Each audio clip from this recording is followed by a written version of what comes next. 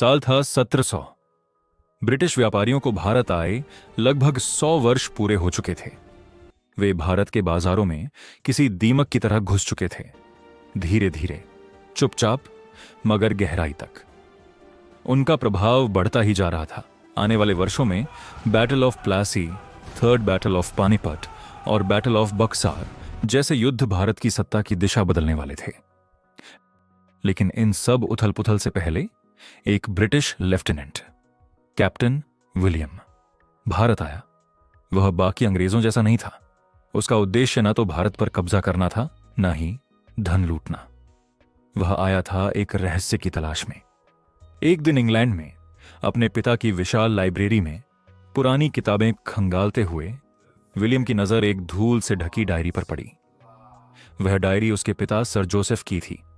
जैसे ही उसने उसे पढ़ना शुरू किया, उसकी सांसें थम सी गईं।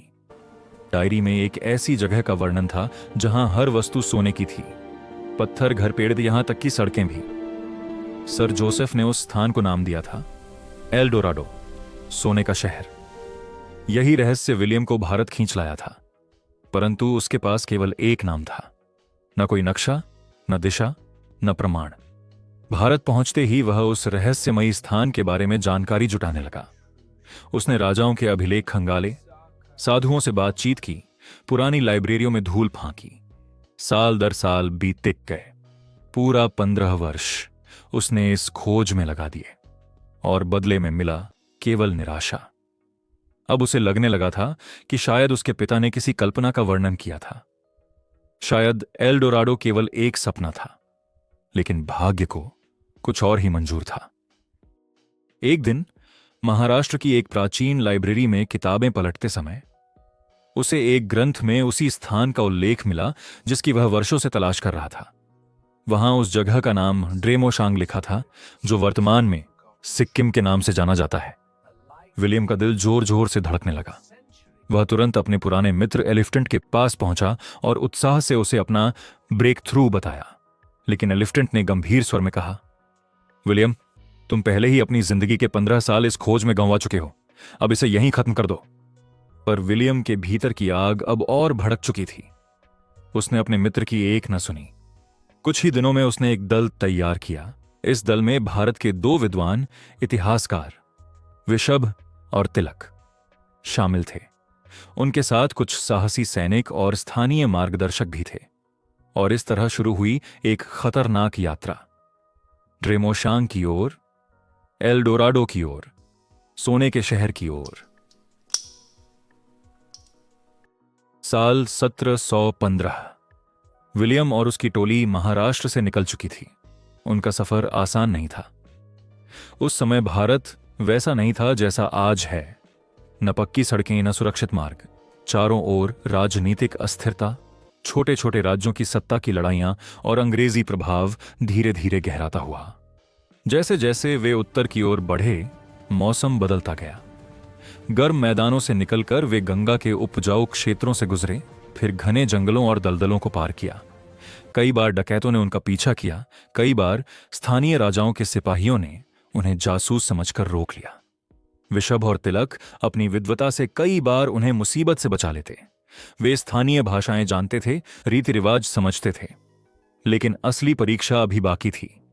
जब वे हिमालय की तलहटी तक पहुंचे तो सामने था प्रकृति का विराट रूप। ऊंचे ऊंचे पर्वत, बादलों में लिपटी चोटियां और हड्डियां जमा देने वाली ठंड। जैसे ही वे हिमालय की ओर बढ़े, रास्ता खतरनाक होता गया। संकरे पहाड़ी मार्ग, एक तरफ गहरी खाई और दूसरी तरफ बर्फ से ढकी दीवारें। एक छोटी सी चूक का मतलब था सीधा मौत के मुंह में गिरना। एक रात जब वे एक छोटे से पहाड़ी गांव में रुके हुए थे, वहां के बुजुर्ग मुखिया ने उन्हें चेतावनी दी, ड्रेमोशांग केवल सोने का शहर नहीं है, वह शापित है। जो भी वहां गया लौट कर नहीं आया। उसकी आंखों में डर था और शायद कोई छुपा हुआ सच भी। रात को तेज बर्फीला तूफान उठा, तंबू उड़ने लगे। उनकी टोली का एक सदस्य हरिनाथ रास्ता भटक गया। सुबह जब वे उसे ढूंढने निकले तो केवल उसके जूतों के निशान खाई के किनारे तक जाते दिखे और फिर गायब। दल में डर फैलने लगा। एलिफेंट की बातें अब सबको याद आने लगीं। क्या यह यात्रा सच में पागलपन थी? लेकिन विलियम की आंखों में अब एक अजीब चमक थी। उसे लग रहा था कि वे सही दिशा में बढ़ रहे हैं। कुछ दिन बाद जब वे एक बर्फीले दर्रे को पार कर रहे थे, तिलक ने दूर पहाड़ों के बीच कुछ चमकता हुआ देखा। सूरज की किरणें किसी चीज से टकराकर लौट रही थीं। सोना या केवल बर्फ का भ्रम? विशभ ने अपनी पुरानी पांडुलिपि निकाली और नक्शे से मिलान किया। उसने धीमे स्वर में कहा, अगर यह वही है जो मैं सोच रहा हूं, तो हम ड्रेमोशांग की सीमा में प्रवेश कर चुके हैं। तबीयत अचानक पीछे से घोड़ों की टापों की आवाज गूंजी। कोई उनका पीछा कर रहा था। कौन? अंग्रेज सरकार, स्थानीय सैनिक, या कोई और जो भी उस शहर के रहस्य को अपने लिए चाहता था। बर्फ गिरती रही, हवा चीखती रही, और विलियम की टोली अब एक ऐसे रहस्य के द्वार पर खड़ी थी जहां से लौटना शायद संभव नहीं था। बर्फीले तूफान के बीच घोड़ों की टापें और नजदीक आती गईं। विलियम ने पीछे मुड़कर देखा। ब्रिटिश सैनिकों का एक दस्ता उनका पीछा कर रहा था। उनके आगे था colonel Edward Hastings. Captain William, Hastings की आवाज गूंजी, आपकी खोज अब ब्रिटिश साम्राज्य की संपत्ति है। विलियम समझ चुका था। उसके पिता की डायरी का रहस्य किसी तरह ईस्ट इंडिया कंपनी तक पहुंच चुका था। वे भी सोने के शहर पर कब्जा करना चाहते थे। कुछ ही देर में गोलीबारी शुरू हो गई। पहाड़ों में गोलियों की आवाज गूंज उठी।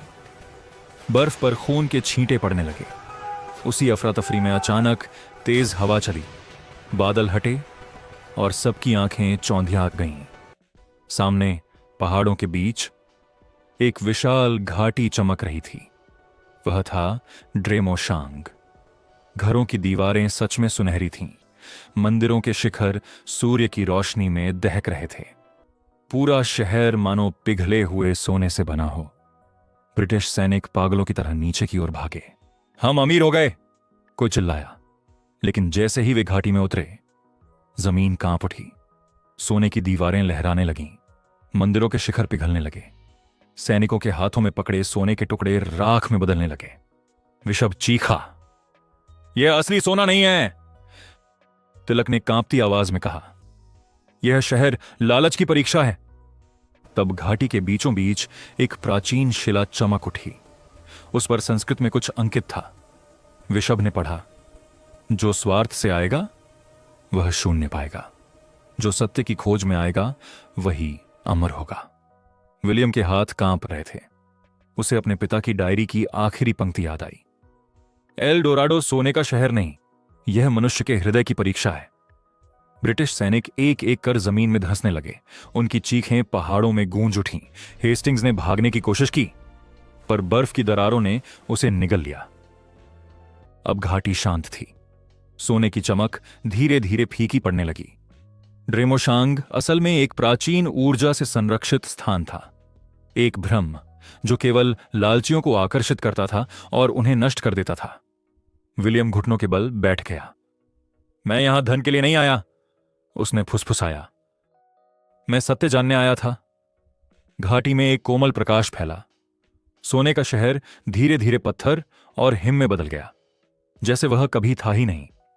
विशभ ने कहा, यह स्थान अब फिर से छिप जाएगा, अगली पीढ़ियों के लिए। विलियम ने निर्णय लिया, वह इंग्लैंड वापस नहीं जाएगा। वह इस रहस्य को दुनिया से छुपाएगा। उसने अपने पिता की डायरी की आखिरी पंक्ति के नीचे लिखा, मैंने एल डोराडो देखा। वह सोने का नहीं, सत्य का शहर था, और जो इसे जीतना चाहता है वह इसे खो देता है।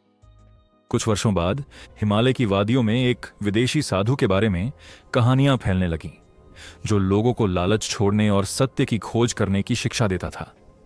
कहते हैं वह साधु कोई और नहीं, कैप्टन विलियम था। और ड्रेमोशांग, वह आज भी वहीं है, पर केवल उन्हें दिखाई देता है जो उसे पाने नहीं, समझने आते हैं।